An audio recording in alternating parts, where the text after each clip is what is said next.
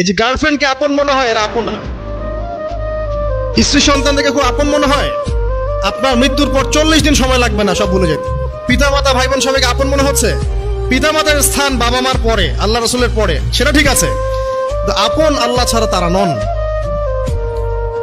আপনি তাদের মনোপুত ভাবে নিজে প্রতিষ্ঠিত হতে পারবেন না, তারা আপনাকে চিনবে না।